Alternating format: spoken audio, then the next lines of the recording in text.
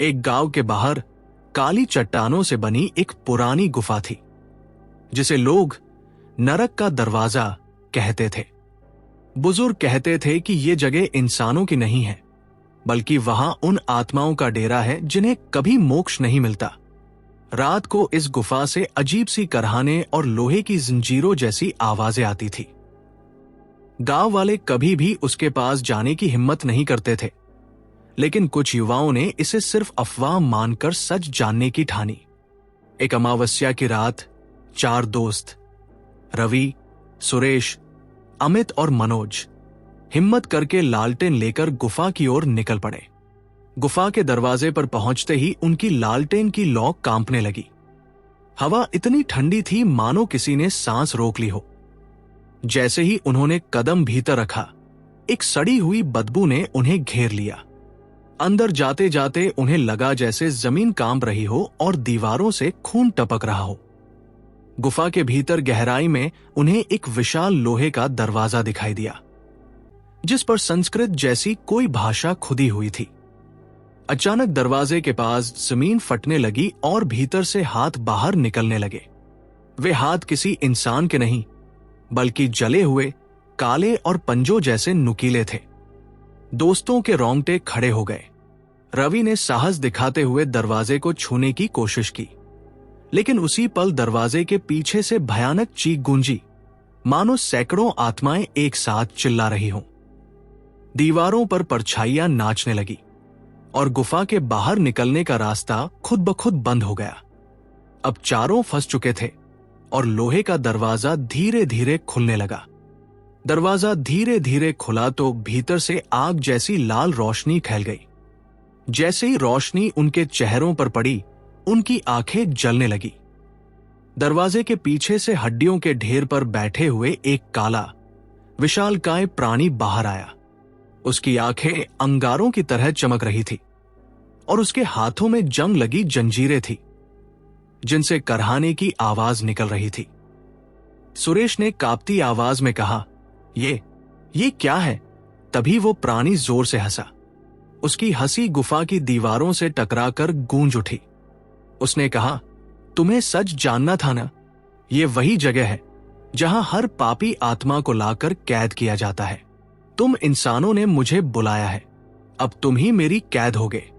चारों दोस्त डर से भागने लगे, लेकिन जिस रास्ते से आए थे वहां अब सिर्फ अंधेरा और खाई थी। अमित ने दीवार पकड़कर चढ़ने की कोशिश की, मगर दीवार से खून टपकने लगा और उसका हाथ फंस गया। खून की धारा में उसका पूरा शरीर धीरे धीरे समाने लगा। मनोज और सुरेश ने उसे खींचने की कोशिश की, लेकिन तभी लोहे की जंजीरें जिंदा होकर उनकी तरफ बढ़ी और उन्हें कसकर जकड़ लिया। उनके गले से चीख भी बाहर न निकल पाई। रवि अकेला बचा हुआ था। वो पागलों की तरह भागा और दरवाजे के पास गिर पड़ा। उसने देखा कि दरवाजे के उस पार हजारों आत्माएं जलती हुई जंजीरों में तड़प रही थी। किसी की आंखें बाहर निकली हुई थी, कोई बिना सिर के करहा रहा था और कोई अपने ही शरीर को खा रहा था। तभी काला प्राणी उसके पास आया और बोला, अब तेरा नाम भी इस नरक की किताब में लिखा जाएगा। उसकी लंबी उंगलियां रवि की गर्दन पकड़ने लगी। तभी अचानक गुफा के ऊपर से बिजली गिरी और पूरा इलाका हिल उठा। उस रोशनी में रवि ने देखा कि दरवाजे पर खुदे हुए अक्षर चमकने लगे। बिजली की गड़गड़ाहट से पूरी गुफा हिल रही थी और पत्थरों के टुकड़े गिरकर चारों तरफ बिखरने लगे। उस चमकती हुई रोशनी में दरवाजे पर खुदे अक्षर अब स्पष्ट दिखाई दे रहे थे, जो सत्य को पहचान लेगा वही मुक्ति पाएगा। रवि ने कांपते हुए उन अक्षरों को पढ़ा और उसकी आंखों से आंसू बहने लगे। उसने डर के बजाय पूरी हिम्मत जुटाकर जोर से पुकारा, मैं किसी भी सत्य से भागूंगा नहीं, चाहे वो कितना भी भयानक क्यों न हो। उसके शब्द गूंजे और अचानक उसके शरीर से एक हल्की सफेद आभा निकलने लगी। काला प्राणी गुस्से में चिल्लाया, चुप रह, तेरे पास कोई रास्ता नहीं है, और उसने जंजीरें रवि की ओर फेंकी। मगर जैसे ही जंजीरें उसके पास पहुंची, वो सफेद आभा उन्हें पिघला गई। जंजीरें राख बनकर जमीन पर गिर गई। गुफा के भीतर बंद कराहती आत्माएं अचानक चुप हो गई और एक पल के लिए सन्नाटा छा गया। फिर वे सब आत्माएं धीरे धीरे उस रोशनी की ओर बढ़ने लगी। उनके चेहरे अब भय से नहीं बल्कि शांति से भर गए, मानो उन्हें सदियों बाद मुक्ति मिल रही हो। काला प्राणी और भी क्रोधित हो गया। उसका शरीर और बड़ा होता गया। उसकी आंखें लहू की तरह टपकने लगी। उसने गर्जना की, तू इंसान होकर मेरी कैद तोड़ने की हिम्मत करता है, अब तुझे भी हमेशा के लिए यहां रहना होगा। और उसने अपने विशाल हाथ से रवि को दबोचने की कोशिश की। रवि डर तो गया, मगर उसने आंखें बंद करके उन अक्षरों को फिर से याद किया। तभी उसे अपने दोस्तों की चीखें सुनाई दी, जैसे वे मदद मांग रहे हों। उसने पूरे विश्वास के साथ कहा, अगर यह सच है तो मैं अकेला नहीं, अपने दोस्तों को भी लेकर बाहर जाऊंगा। जैसे ही उसने ये कहा, सफेद आभा और तेज हो गई। गुफा के दरवाजे की रोशनी अब 1000 सूर्यों जैसी चमकने लगी। चारों दोस्त जो जंजीरों में बंधे थे अचानक आजाद हो गए और उनकी आत्मासी हल्की देह रोशनी की तरफ खींचने लगी। काला प्राणी दर्द से चीखता हुआ पीछे हटने लगा। उसका विशाल शरीर दरकने लगा, मानो भीतर से जल रहा हो। उसने अंतिम बार गूंजती हुई आवाज में कहा, यह अंत नहीं है, मैं फिर लौटूंगा और इस बार कोई रोशनी तुम्हें नहीं बचा पाएगी। दरवाजा पूरी तरह खुल गया और रवि अपने दोस्तों के साथ उस तेज रोशनी में समा गया। अगले ही पल वे सब जंगल के बाहर उसी प्राचीन मंदिर के सामने खड़े थे, जहां से उनका ये डरावना सफर शुरू हुआ था।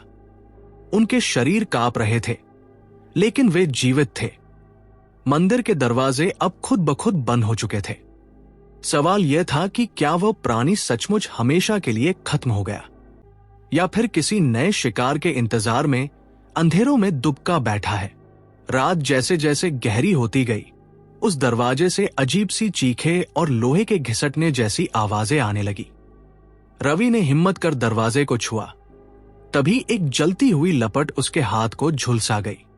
दरवाजे की दरारों से काली धुआंधार आकृतियां बाहर निकलने लगी, जो धीरे धीरे इंसानों की आत्माओं जैसी दिख रही थी। वे रोती चिल्लाती आत्माएं मदद की गुहार लगा रही थी, मानो कोई उन्हें अंदर खींच रहा हो। रवि और पंडित ने मंत्र पढ़ना शुरू किया, लेकिन हर मंत्र के साथ दरवाजा और ज्यादा गरजने लगा। अचानक दरवाजा खुला और भीतर से आग का सैलाब बाहर फूट पड़ा। उन लपटों में हजारों पीड़ित आत्माओं के चेहरे दिखाई दे रहे थे।